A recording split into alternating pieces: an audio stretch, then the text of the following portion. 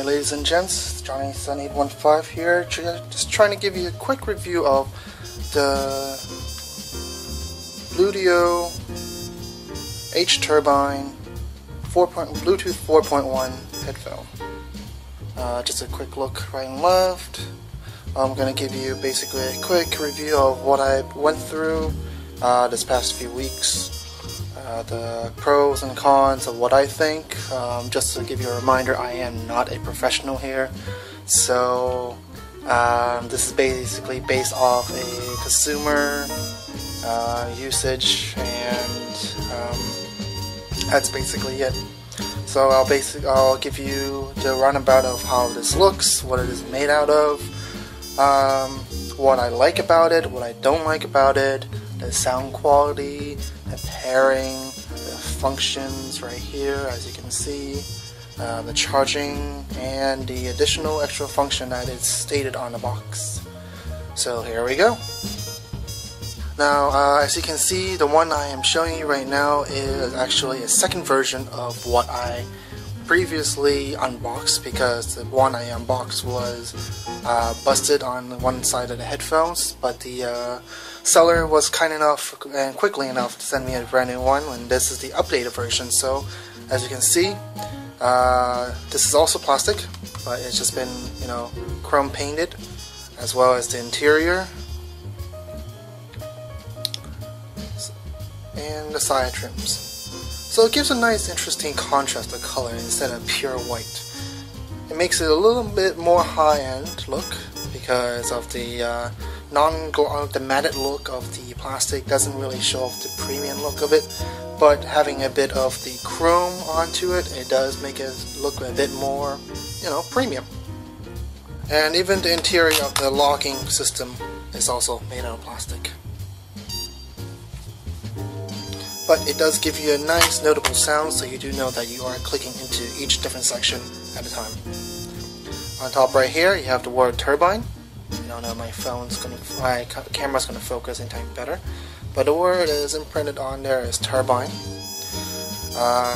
Also again up here it has a little breathable mesh, but the material is still interior of the material is still foam, medium thickness, medium hardness.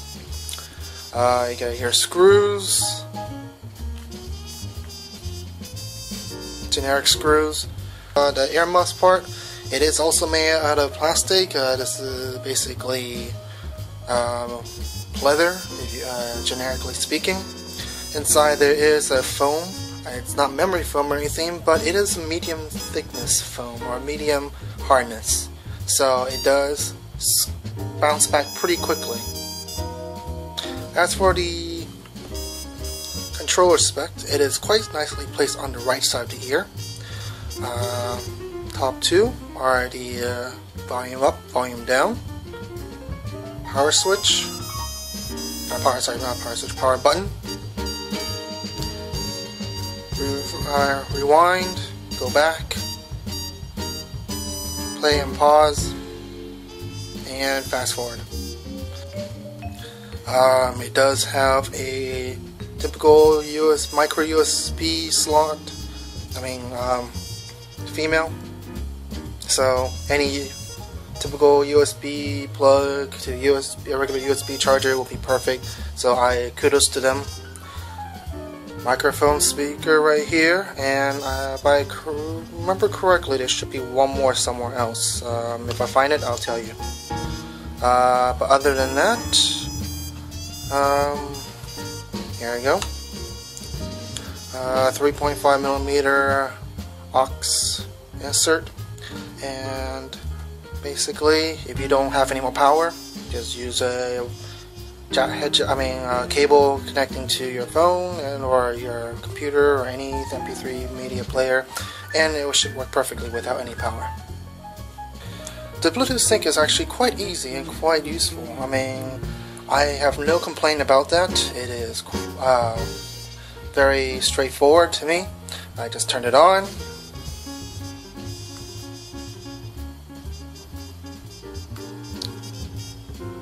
You can see this blue light flashing right now. It's trying to find my phone that is connected on the side. As for music, I'll give you a little sample of what it can do. There we go. We'll play some Kid Rock for a bit. I'm going to put the volume up to the loudest right here.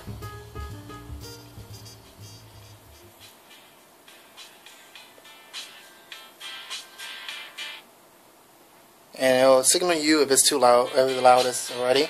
And I'm going to pump it up on my phone right here. As you can see, it's already pretty pumped up, so that's pretty good.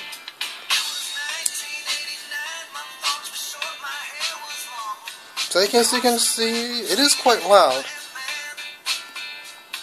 And if I cover both hands,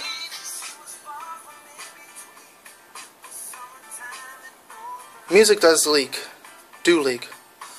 So if you want to play really loud, play in an area where people are comfortable with you playing loud, or in your own room or anything like that. But this is what it sounds like if it's basically covered and also still in the loudest mode.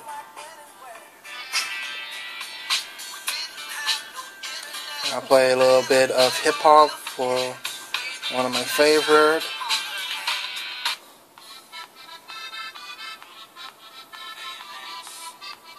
And again, I'm going to cover it up. So the sound do leak, and I'm assuming that it's going to leak through here, through these holes right here. There's little slits, an open air pocket. So I guess that's because of the air travel and everything, I guess, so the bass can go play thicker. Alright. So as for the sound quality, it is great. Very deep bass for Bluetooth. Nice high. You can definitely tell the difference between the high and the lows. The mid-ranges is perfect if you just play at flat. But if you like thick bass and everything like that, do play around with your custom on your phone or on your MP3 player, so you can actually get the best range of what you prefer. But it does provide nice deep bass and nice rich highs. Pros and cons. Let's just talk about the pros first. According to the headphone company, the Turbine is supposed to last 41 hours, and from what I've been using so far, which is basically about an hour a day, and it's been about 3 weeks, and I'm still using it from out of the box. It's still lasting quite long and quite strong. I haven't had to charge it yet. I'm waiting my first charge once it's completely drained. As you can see here, I'm trying to demonstrate how it covers over my head on the headphone. So basically this is how it looks like. It is covering my ear, but it is not molding my ear into it. It might mold for yours because your ear might be smaller, but for me it doesn't work that way. Another pro is that you can actually use a cable connected to another headphone, and then you can actually have both headphones listening to the same thing that the Bluetooth connection is connecting to. So that's a big pro on that one, because my wife and I usually love to watch movies at night, and we don't want to disturb our kid while they sleep. So while he sleeps, we put our headphones on and we can watch a movie on my laptop without any disturbance on. So that's a big pro. Cons. Because I live in Singapore, the weather is always humid and hot. For materials like plastic, it does degrade quite fast in this condition. So I don't really see these kind of pleather to last that long in this kind of weather if I take them out and wear, every other day or a couple times a week on just sitting in the bus or walking around in the park. Wearing this for a long period of time, it does tend to get a bit sweaty because since this material is not really a real leather, it's pleather, so it's not really breathable. So you do tend to get a little, sweat spot right around the area where your ears are being covered. So, if you want your ears to breathe a little bit or anything like that, or you don't want to collect any sweat stains on your earphones, take it, open it up, let it breathe for a little bit, wipe off the sweat, and then, continue wearing the same thing. Since I got white, the only thing I'm worried about is dirt, because white, dirt never really do well. What? Other thing is, the little gripe is that the connection right here is a bit loose. It doesn't have a perfect fit. As you can see, there is a little bit of a loose tolerance right here. Oops, sorry.